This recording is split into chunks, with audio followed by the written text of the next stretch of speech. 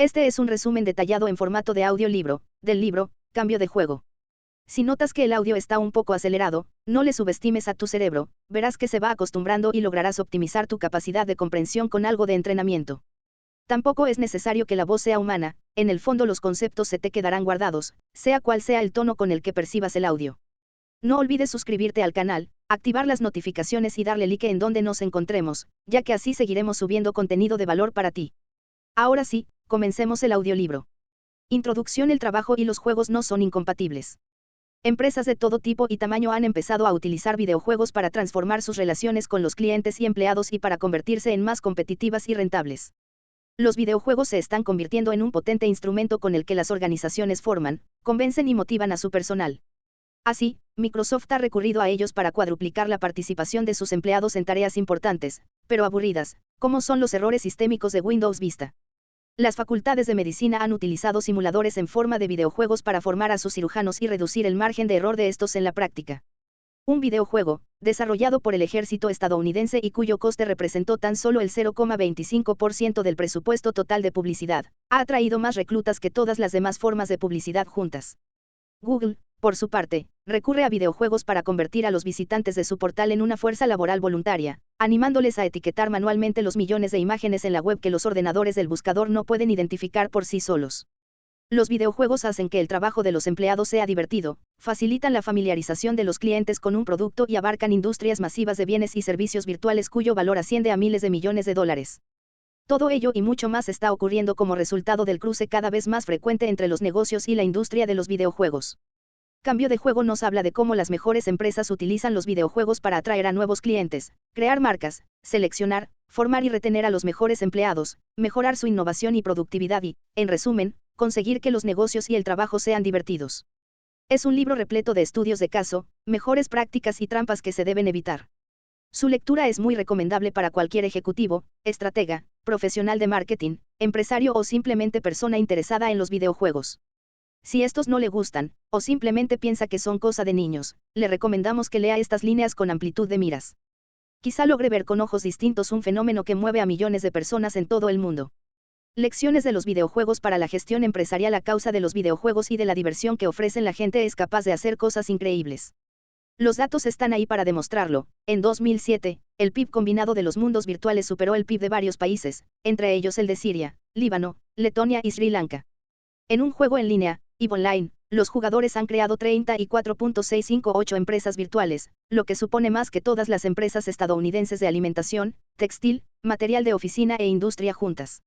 Los jugadores de The Sims 2 han creado de manera voluntaria cientos de miles de objetos descargables para el juego, incluidas más de 20.000 sillas y casi 100.000 prendas de ropa. En suma, la capacidad de los jugadores de videojuegos para crear economías vibrantes, desarrollar sistemas sociales complejos, generar enormes cantidades de contenido digital e, incluso, realizar las aburridas tareas de introducción de datos, es enorme. Se puede decir sin exagerar que los jugadores trabajan más en sus juegos de lo que la mayoría de la gente hace en sus trabajos. Es mucho lo que las empresas pueden aprender de la manera en que los videojuegos inspiran a personas y grupos. Durante la mayor parte del siglo XX, el secreto del éxito estaba contenido en las lecciones de Henry Ford: contratar a los empleados capaces de realizar la misma tarea de manera repetitiva y que, al mismo tiempo, cumplieran un papel claro en una organización bien definida. En el futuro, las empresas que retengan las lecciones de los videojuegos estarán en óptimas condiciones de atraer a los mejores innovadores y talentos, de dentro o de fuera de ellas mismas, y su energía y entusiasmo serán imprescindibles para triunfar en el siglo XXI. Existen dos maneras básicas en las que los videojuegos pueden fomentar el éxito en el cambiante y acelerado mundo de los negocios, mejorando la productividad gracias a sus mecánicas tradicionales y encauzando el conocimiento colectivo de millones de personas. Los videojuegos para el trabajo y en el trabajo. Un creciente número de investigaciones sugiere que aquellos aspectos de los videojuegos que los hacen entretenidos, o lo que a veces se llama la mecánica del juego, pueden servir para mejorar la productividad en el trabajo. La eterna pregunta que los directivos de empresa nunca dejarán de hacerse es: ¿cómo conseguir que el trabajo sea más divertido o al menos más agradable? Todos hemos vivido momentos en los que nos sentíamos muy concentrados y productivos y en los que el tiempo parecía que volaba. Experimentar ese estado mental denominado de fluidez en el puesto de trabajo guarda relación directa con un mayor rendimiento y aprendizaje y, también, con una productividad y capacidad mejoradas de resolver problemas. Existen varios factores comunes entre la fluidez mental y los videojuegos bien diseñados, entre los cuales cabe destacar los relacionados con metas, reacciones y dificultades. Las actividades en las que el tiempo se pasa volando son aquellas que tienen objetivos claros y cuyos efectos son rápidos e inequívocos. Si no se dan ambas condiciones, difícilmente podemos saber qué hay que hacer en una situación dada y nuestra efectividad será limitada. Los videojuegos las cumplen a la perfección. Tanto si se trata de comerse puntos en Pac-Man como de matar a monstruos en World of Warcraft, los jugadores saben exactamente qué es lo que se espera de ellos: tragar puntos, evitar fantasmas, cuáles son las consecuencias si fracasan, el fantasma les come o pierden una vida, y los beneficios cuando triunfan, una puntuación alta. Comparadas con los videojuegos, algunas situaciones de trabajo distan mucho de tener esta claridad. Sus objetivos son confusos: satisfacer a nuestros clientes, y sus efectos lentos. No se le promociona porque no ha satisfecho a los clientes en los últimos 6 meses. Las empresas sacarán provecho de los videojuegos simplemente con aclarar sus objetivos ante los empleados y mejorar la retroalimentación. Las actividades que posibilitan la fluidez mental también deben tener un nivel adecuado de dificultad. Los videojuegos de calidad destacan por su capacidad de enfrentar a los jugadores a retos estructurados y novedosos que no son ni demasiado fáciles ni demasiado difíciles. Los fantasmas en Pac-Man, por ejemplo, se hacen un poquito más rápidos con cada nuevo nivel superado. Esta es una de las razones por la que la fluidez mental es más frecuente en los videojuegos y tan escasa en el trabajo. Las empresas que más hagan para ajustar los retos a las capacidades de sus empleados fortalecerán su moral y mejorarán su productividad. Hacer que el trabajo se parezca más a los videojuegos mediante una mayor clarificación de objetivos, retroalimentación y un mejor ajuste de retos puede ser extremadamente efectivo. Utilizar los videojuegos para mejorar la productividad. El estatus y la competición amistosa son dos factores que posiblemente expliquen el hecho de que tantas personas estén dispuestas a dedicar tiempo y esfuerzo para obtener premios virtuales en los videojuegos. Las personas quieren sentirse bien consigo mismas y estos mecanismos les sirven como instrumento de satisfacción. Aunque numerosas empresas hayan intentado aprovechar las ideas básicas de la competición para reforzar la moral y mejorar la productividad, el primer equipo de ventas que venda 100 unidades obtiene un premio. Pocas han recurrido a las tablas de clasificación, puntos y premios virtuales que caracterizan a los videojuegos. No obstante, algunas han comenzado a aprovechar el potencial de estos mecanismos. Uno de los mejores ejemplos de ello es Microsoft. Los ingenieros responsables del desarrollo del nuevo Windows Vista han sido pioneros en utilizar los videojuegos para mejorar la productividad de su división. El equipo para la prevención de errores informáticos de Windows Vista se propuso cambiar el paradigma de detección de dichos errores que hasta entonces seguía vigente en Microsoft. Con esta idea en mente, crearon un sencillísimo videojuego llamado The Beta Game. Para jugar no hacía falta más que instalar la versión beta del software de Vista. Quien lo hacía, ganaba una puntuación B, quien lo votaba, ganaba una E, quien lo utilizaba durante la noche se merecía una T, etc. Cada uno de los jugadores podía ver las letras que los demás habían ganado y eso era todo. Sin embargo, y a pesar de que prometía tan poca cosa, el juego logró cuadruplicar la participación en un trabajo ya de por sí bastante fastidioso, como lo era la detección de errores en el sistema operativo de Windows Vista. Porque los jugadores de videojuegos son mejores que los ordenadores, los científicos y los gobiernos. En 2006, Netflix, una empresa de alquiler de DVD, ofreció un premio de $1 millón a cualquiera que lograra mejorar sustancialmente el Cinematch, la fórmula que utilizaba Netflix para recomendar películas a sus clientes basándose en las evaluaciones que hacían los mismos. Cinematch es una fuente de ingresos muy importante para la empresa, que esperaba atraer ingenieros informáticos y especialistas en estadística para mejorar la precisión del sistema. En respuesta a la llamada de la compañía, unos 20.000 equipos se volcaron en la gigantesca tarea de desarrollar una nueva versión de Cinematch a partir de 100 millones de evaluaciones existentes en la base de datos. De todos los equipos competidores, el formado por Guy Sandaus y Andrew Bergman fue quizá el más inventivo. Mientras que la mayoría de enfoques sobre Cinematch recurría a elaborados modelos estadísticos, Sandaus y Bergman creían que esta era una dirección equivocada. En palabras de Sandaus, estoy constantemente en contacto con personas que intentan resolver problemas humanos, tales como la evaluación de películas, exclusivamente mediante la tecnología. Pero tenemos que tratar a las personas como a personas y no como a ordenadores. Para encontrar una fórmula mejorada, Sandaus y Bergman necesitaban miles de individuos para realizar manualmente lo que la fórmula de Cinematch hacía automáticamente: elaborar sugerencias para películas basadas en las evaluaciones previas de las mismas. Así fue como nació Video Store Clerk, o dependiente de Videoclub, un videojuego en el cual los participantes actúan como dependientes de Videoclub cuya tarea es recomendar películas a un flujo infinito de clientes virtuales. En el juego, lo que hace el dependiente es mencionar a los jugadores algunas películas que gustaron o no a un cliente en el pasado. Después les pide que adivinen cómo evaluaría ese cliente una película en concreto. De esta manera, la información que se obtenía resultaba de gran ayuda para mejorar Cinematch. Durante el juego, surgen las pautas de preferencia y el jugador está en posición de comprender a los clientes de Netflix de la manera en que un ordenador nunca podría. Por ejemplo, La máquina puede confundirse ante una persona a la que no le gusta tienes un email pero sí más vale muerto o 16 velas. Sin embargo, un cinéfilo podría adivinar que este cliente concreto prefiere las comedias de adolescentes de los años 80, pero no disfruta de las películas románticas en general. Video Store Clerk es una buena ilustración de la manera en la que los videojuegos pueden utilizarse para aprovechar el conocimiento de miles o incluso millones de personas. Pero esto es solo el principio. Los videojuegos ya han empezado a utilizarse para resolver problemas ante los que los ordenadores se atascan fácilmente, para generar nuevas ideas y para realizar predicciones de futuro. Con su capacidad única de centrar la atención de millones de personas, los videojuegos se están convirtiendo con rapidez en el instrumento preferido de las empresas más avanzadas para solucionar los problemas más complejos de las maneras más innovadoras. La computación humana. La computación humana es la relación invertida que se da entre personas y ordenadores, mientras que habitualmente son los ordenadores los que resuelven problemas para las personas. En la computación humana son estas las que, con ayuda de videojuegos, asumen la resolución de diversos conflictos o complicaciones. De hecho, son muchos los ámbitos en los que la inteligencia humana se revela superior al poder de los ordenadores. Por ejemplo, los ordenadores todavía reconocen deficientemente las imágenes, lo cual se convierte en un obstáculo cada vez mayor dada la cantidad de fotos e ilustraciones que se suben diariamente a Internet.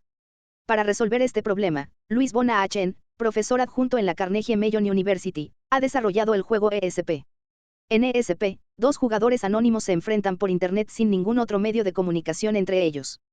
A ambos se les muestra una imagen al azar, por ejemplo, una planta en flor bajo un cielo soleado, durante 2 minutos y medio, tras lo cual deben escribir palabras que describan la imagen, por ejemplo, planta, flor, bonito o cielo.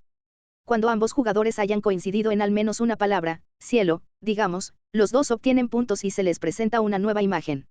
Entretanto, los jugadores ya han enseñado al ordenador que dicha imagen contiene la palabra cielo. Se trata de un juego muy adictivo, muchas personas lo juegan más de 20 horas semanales, y ha ayudado a etiquetar más de 20 millones de imágenes en unos cuantos años, lo que equivale a varios millones de dólares de trabajo contratado. El profesor Bona Achen es también famoso por otra innovación, CAPTCHA, o las letras distorsionadas que vemos cuando nos registramos para una cuenta gratuita de correo electrónico o servicios similares en Internet. Esos caracteres sirven para determinar si es una persona la que se está registrando para un servicio o producto, y no un programa automático.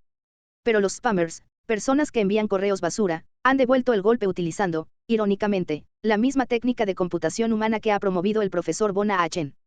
Su estrategia es utilizar un provocador juego virtual en el cual una chica escasamente vestida se quita alguna prenda cada vez que un jugador identifica una palabra distorsionada del captcha de otra página web. De esa manera, con cada palabra identificada y cada prenda eliminada, el spam esquiva el captcha y crea una nueva cuenta gratuita de correo electrónico. Las técnicas del profesor Bona Achen quizá encuentren pronto su aplicación en la resolución de problemas cotidianos. Así, por ejemplo, el Departamento estadounidense de Transporte ha mostrado interés en la creación de un videojuego en el cual las maletas se escanearían en los aeropuertos y se enviarían a través de redes seguras a varios jugadores, los cuales ayudarían a identificar el contenido de cada imagen. De esa manera, la seguridad se vería sustancialmente mejorada, el control del contenido del equipaje ya no lo haría un solo funcionario a la entrada de la sala de embarque, sino varias personas que participan en el juego, con lo que las posibilidades de detectar objetos peligrosos aumentaría considerablemente. La innovación distribuida y la inteligencia colectiva. Muchas empresas ven su capacidad de innovar limitada por lo que se ha llamado la ley de Joy, por Bill Joy, cofundador de Sun Microsystems. Da igual quién seas, la mayoría de las personas más inteligentes trabaja para otros. Ya no es cuestión de dinero, incluso las compañías más ricas se ven impedidas para contratar a los mejores especialistas en un campo determinado, incluso aunque logren encontrarlos. Según las investigaciones del profesor de la Harvard Business School, Karim Lakhani, ni siquiera es ya posible saber quiénes son los mejores especialistas, pues los problemas técnicos más complejos los suelen resolver expertos de campos aparentemente no relacionados. Evidentemente, las empresas no pueden permitirse tener en nómina un amplio elenco de especialistas por si en algún momento necesitaran sus conocimientos. La clave para evitar ser víctima de la ley de Joy reside, según el profesor Lakhani, en aprovechar la inteligencia de grandes grupos de gente inteligente fuera de la empresa. Los videojuegos de innovación distribuida recogen la información de una manera distinta a la de los videojuegos de computación humana. Mientras que estos últimos están pensados para grandes grupos de personas que juegan muy a menudo, los primeros están diseñados para encontrar y reunir a aquellos individuos excepcionales capaces de resolver tareas marcadamente complejas de manera creativa. Foldit es un ejemplo de juego de innovación que pronto podría ayudar a desarrollar nuevos tratamientos para enfermedades mediante el descubrimiento de los mecanismos del plegamiento de proteínas. La forma de las proteínas determina su interacción con otras sustancias en el cuerpo humano. Una proteína configurada de una determinada manera puede influir en la coagulación de la sangre o incluso en la neutralización del virus del SIDA. Existen algoritmos que determinan si una forma de proteína es mejor que otra para realizar tal o cual función en el organismo, lo cual requiere que los ordenadores analicen miles de millones de posibles formas para cada proteína. Dada la complejidad que estas tareas suponen para los ordenadores, Foldit aprovecha la conciencia espacial de los humanos en su realización. Foldit convierte el plegamiento de proteínas en un videojuego en el cual la máxima puntuación la obtiene el jugador que identifique la forma óptima de una proteína. Los jugadores utilizan una interfaz en color para empujar y arrastrar las partes de una proteína creando distintas formas y mejoran su resultado eliminando las incompatibilidades químicas entre sus componentes. Una de las revelaciones más sorprendentes de Foldit ha sido que los mejores solucionadores de problemas pueden ser personas sin cualificación específica para una tarea. Algunos de los jugadores más brillantes de este juego sí son biólogos, pero muchos otros no tienen relación con la biología y ni siquiera estudios superiores. A diferencia de los videojuegos de computación humana, los videojuegos de innovación distribuida buscan a las personas más capaces para resolver un problema, quienes quiera que sean. El equipo responsable del desarrollo de Foldit tiene la intención de continuar con esta búsqueda y crear videojuegos que ayuden a descubrir biocombustibles y vacunas, en espera de que, algún día, algún jugador obtenga quizá el premio Nobel por el trabajo que ha hecho mientras jugaba. Los juegos de innovación no sirven solo para resolver problemas científicos, tal y como demostró un juego de realidad alternativa llamado World Without Oil, el mundo sin petróleo. Los jugadores tuvieron que imaginar una crisis petrolera mundial que creaba tensiones políticas, sociales y económicas.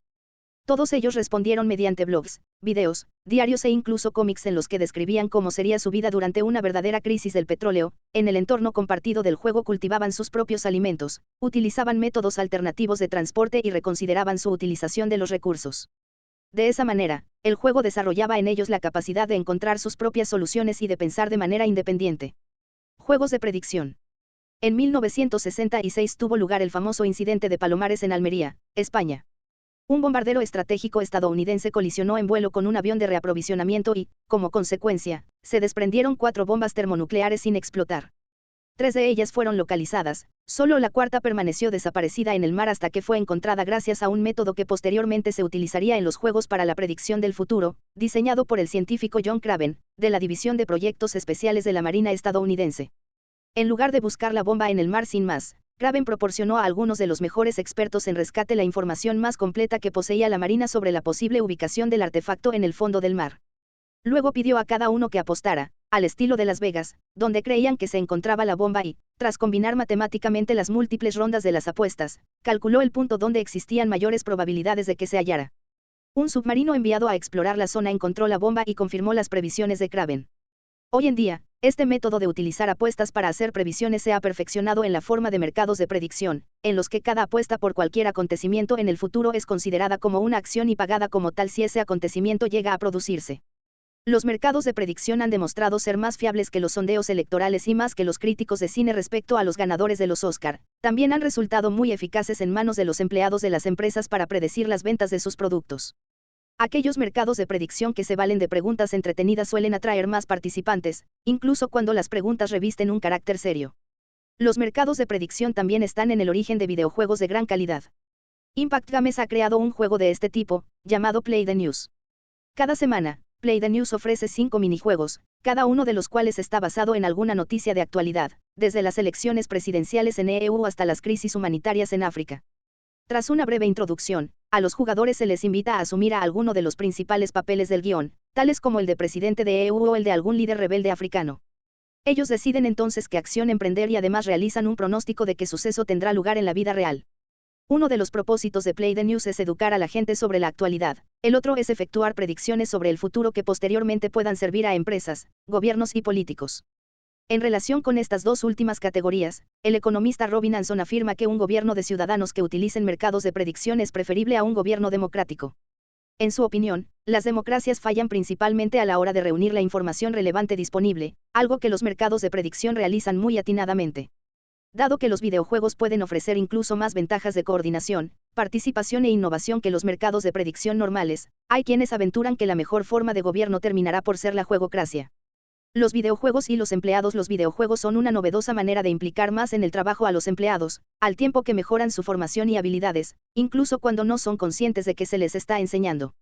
Las empresas con visión de futuro ya utilizan los videojuegos para seleccionar, formar, motivar y mejorar el rendimiento de sus empleados. Mejores empleados gracias a los videojuegos.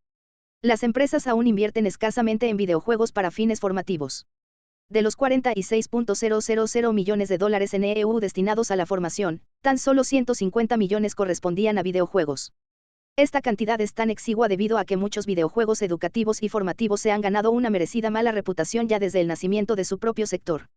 En aquel momento, poca gente tomaba los videojuegos en serio. Los pocos educativos que existían representaban unos esfuerzos torpes y muy poco sofisticados al compararlos con los videojuegos de entretenimiento. Los investigadores que estudiaban el potencial de los videojuegos para el aprendizaje trabajaban con este tipo de juegos primitivos y sus resultados no eran nada esperanzadores. En la creación de estos productos, su mejor característica, la capacidad de hacer que el trabajo sea divertido al tiempo que invitan a la experimentación, fue progresivamente ignorada en favor de un aburrido material educativo con elementos procedentes de concursos televisivos o de juegos en los que había que descubrir la declaración de misión de una empresa entre 4 posibilidades. El sueño de todos los educadores ha sido siempre conseguir que el estudio resulte tan absorbente que la gente le dedique tiempo incluso cuando no está obligada a hacerlo. Los videojuegos parecen ser un modo natural de lograrlo. Los mejores diseñadores saben que, para que un juego resulte divertido, tiene además que enseñar algo. Tal y como ha subrayado uno de ellos, la diversión es solo otra palabra para el aprendizaje. El problema, por tanto, no es la combinación de los videojuegos y la formación, sino de unos videojuegos y una formación mediocres. Según el investigador Bill Ferguson, para que resulten eficaces como instrumento de formación, los videojuegos deben ser en un 80% divertidos y deben atraer a los jugadores de tal manera que estos deseen aprender por su cuenta. Aunque un 80% de diversión parece un objetivo remoto, no es imposible. Prueba de ello es Rise of the Shadow Spectres, de la compañía Sun Microsystems. Esta empresa ha favorecido, más que ninguna otra gran compañía, el concepto de oficina virtual. Más de la mitad de sus 34.000 empleados trabajan desde casa. Tener tantos empleados a distancia puede crear problemas en la transmisión de los valores y la cultura de la empresa a los nuevos empleados. Dado que estos tienen la oportunidad de ver a sus compañeros solo unas cuantas veces al año, era necesario buscar una forma más sutil de familiarizarles con el trabajo en la organización. Para ello se encargó a una empresa de diseño de videojuegos educativos, Inspire Learning, un juego que simulara la formación de los nuevos empleados sin rebajar su calidad. Así nació Rise of the Shadow Spectres, un videojuego ambientado en la imaginaria Ciudad del Sol que acaba de verse invadida por oscuros alienígenas llamados fantasmas de sombra, con los que hay que acabar utilizando determinados artefactos. Estos artefactos representan las tecnologías que desarrolla cada una de las divisiones de Sun Microsystems. La participación en este juego requiere que los nuevos empleados adquieran unos conocimientos básicos de las unidades de negocio de la empresa y de la tecnología que está detrás de ellos. Al hacerlo, los jugadores no solo aprenden acerca de la estructura de Sun Microsystems, sino que también asumen la idea de que trabajar para esta compañía es divertido. Los videojuegos de trabajo en equipo. Existe una larga tradición de empleo de distintos tipos de juegos abstractos para mejorar el trabajo en equipo y la comunicación entre sus miembros. Cursos de cuerdas, torneos de paintball o viajes de rafting se utilizan para romper el hielo entre miembros de equipos y fomentar la colaboración fuera del entorno corporativo. El potencial de los videojuegos para mejorar el trabajo en equipo no es en absoluto menor y, en algunas instancias, resulta incluso superior. Por ejemplo, los equipos a menudo dan muestras de una inteligencia inferior a la de sus miembros individuales. Esta situación la provoca el fenómeno conocido como pérdida de procesos, por el cual los equipos no logran intercambiar información, se encuentran atrapados entre varios objetivos opuestos, se pierden en discusiones improductivas y se someten al pensamiento de grupo. Un juego llamado Everest, diseñado por Harvard Business School Publishing for Business Simulations, obliga a los participantes a abordar todas estas cuestiones y a superarlas como equipo. En el juego, los estudiantes de MBA deben escalar el monte Everest divididos en equipos de 5, cada uno de los miembros tiene un rol asignado, desde deportista de riesgo hasta médico de expedición.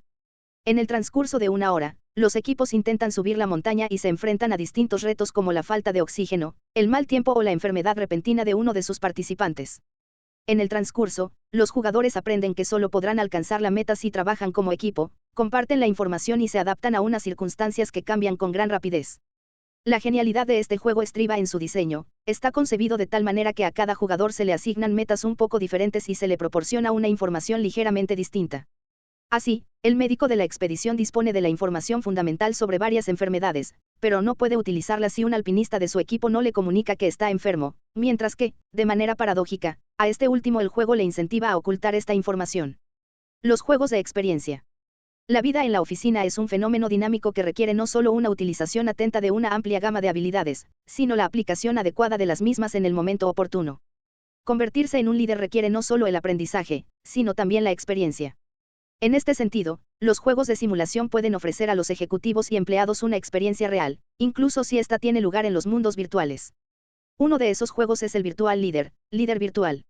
Desarrollado por el famoso experto en juegos y simulaciones Clark Aldrich, Virtual Leader coloca a sus jugadores en situaciones realistas de oficina donde tienen que ejercer como líderes. Un jugador debe intentar cumplir con su agenda estableciendo prioridades y utilizando unas técnicas que van desde muy suaves hasta muy severas. Sus compañeros de trabajo, controlados por ordenador, también cuentan con sus propias agendas y reaccionan a las acciones del jugador mostrando un aspecto aburrido, interesado o nervioso, dependiendo de la situación. Al igual que en la vida real, el camino más corto no es el mejor. Un jugador que dedique tiempo a conocer a sus compañeros y a buscar el compromiso entre las necesidades de los otros y las suyas propias, a menudo podrá obtener acceso a información e importantes opciones que de otro modo permanecerían ocultas.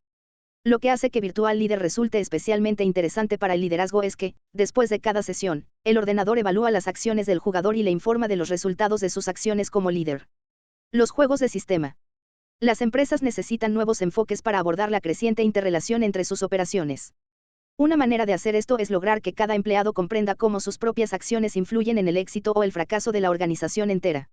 Este tipo de pensamiento sistemático es la parte integral de uno de los videojuegos más vendidos de todos los tiempos, SimCity.